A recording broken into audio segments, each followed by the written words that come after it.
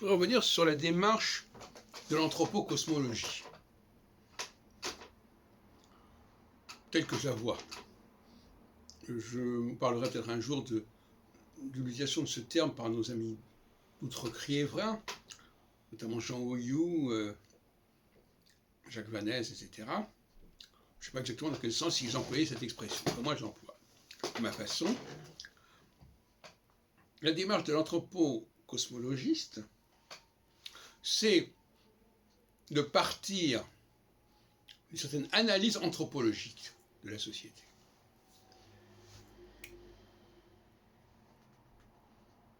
Alors, il ne s'agit pas d'événements.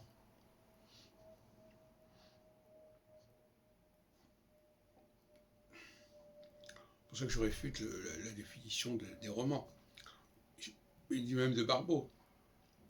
Il ne s'agit pas de partir d'événements, sauf que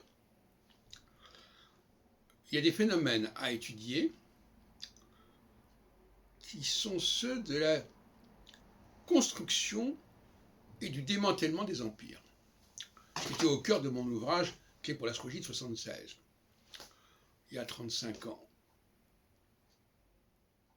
45 ans même, excusez-moi. Je ne rajeunis pas. Et donc, il s'agit de partir de choses que les sociologues, les anthropologues peuvent observer. À mon avis, ça a été l'erreur des astrologues de ne pas procéder ainsi, ce qui a isolé et enclavé l'astrologie.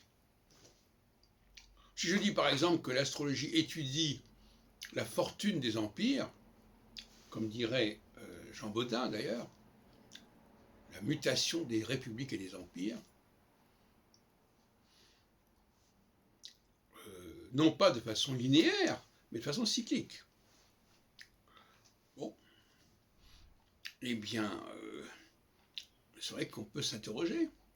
Pourquoi à tel moment, par exemple, c'est produit 1989 ? Ça correspondait à quoi ? Voilà un questionnement anthropo-cosmologique. Parce qu'il a une réalité en soi, et pas uniquement grâce à l'astrologie.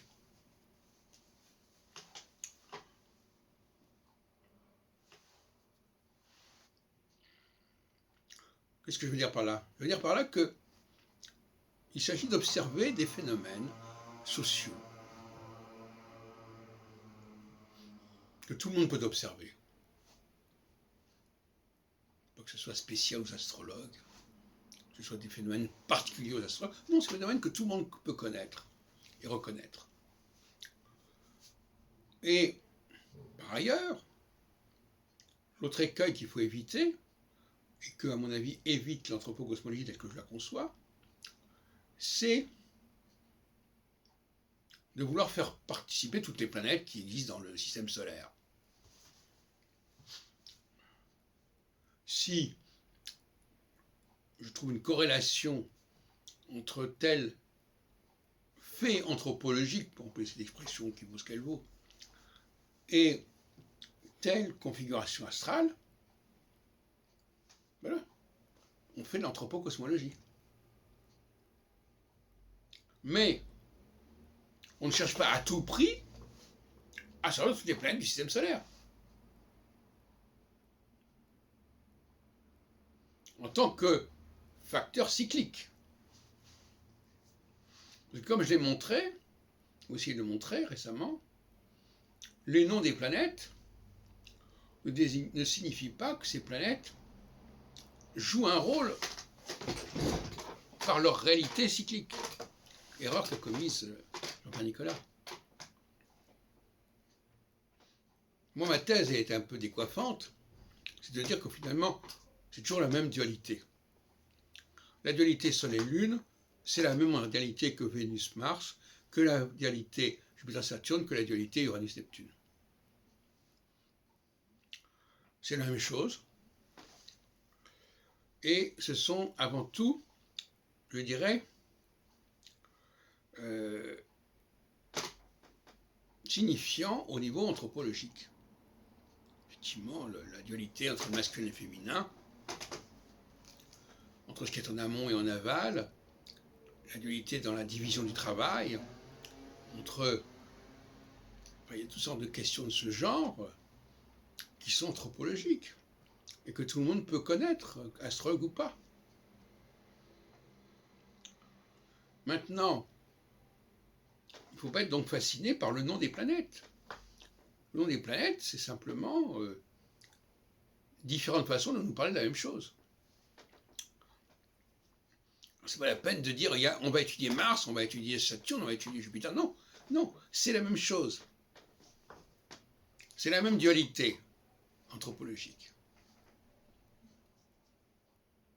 On nous répète plusieurs fois la même chose. On décline plusieurs fois la même chose. Lune, Soleil, Mars, Vénus, Jupiter, Saturne, Uranus, Neptune, voilà.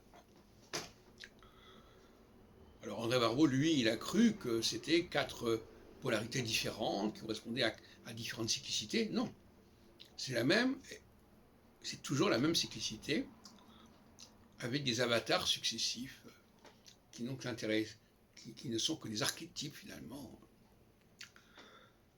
Et au bout du compte, on s'aperçoit que Saturne est la seule planète du système solaire qui agit sur nous de manière déterminante et déterministe. On est très loin de prendre l'ensemble des planètes. Il a un cycle de 7 ans. Je rappelle mon ouvrage de 1994, L'astrologie selon Saturne. C'était clairement dit. Saturne est la seule planète. Déjà, il y a 25 ans. Et en revanche, toujours dans le cadre de l'anthropocosmologie, il y a le phénomène jupitérien.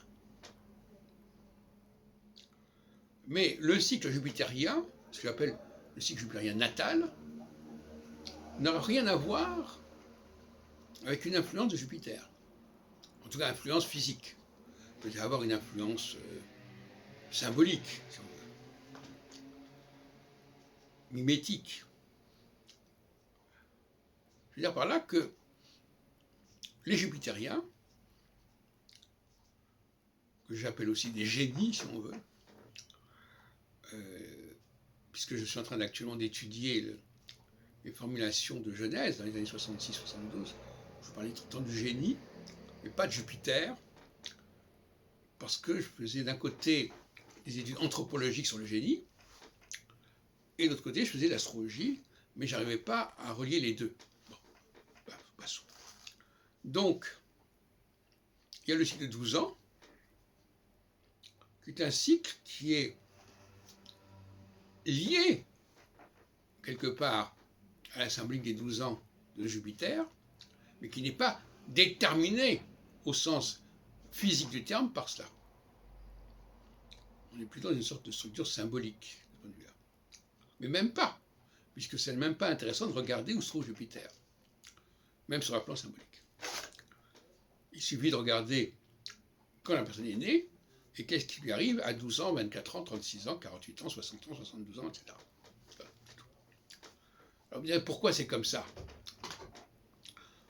C'est un problème qui est de l'ordre de la chronobiologie, voilà, qu'a étudié Jörg Klein, enfin bon, plus ou moins il a abordé ces questions par un biais ou par un autre, à savoir que, voilà, les récepteurs que nous sommes instrumentalisent le cosmos. Cette instrumentalisation du cosmos, ça veut dire que le cosmos agit sur nous. C'est-à-dire que nous nous servons du cosmos pour marquer le temps. Il y a aussi le problème des menstruations de la femme, qui sont liées à la Lune, mais qui ne sont pas... On ne peut pas affirmer absolument qu'il y a une influence de la Lune sur la femme. Mais il y a une influence symbolique. Qu'est-ce que je veux dire par symbolique? Alors, je voudrais terminer là-dessus. Je veux dire par là que, pour moi, les dieux, parce que ce ne sont pas les hommes qui ont mis en place le système astrologique, évidemment pas. au niveau technologique, ça n'a pas de sens, ce n'est pas possible. Donc ce sont des gens qui sont les surhommes, si on peut dire, qui ont une supériorité technologique et biotechnologique considérable.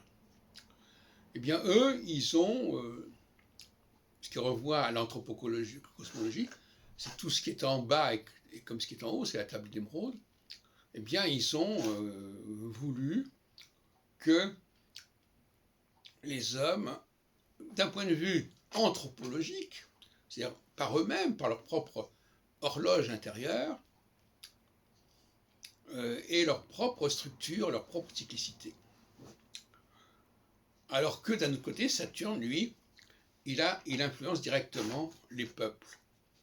Mais la différence, c'est que Jupiter influence les personnalités, les individus, alors que Saturne influence les groupes, les masses. Voilà.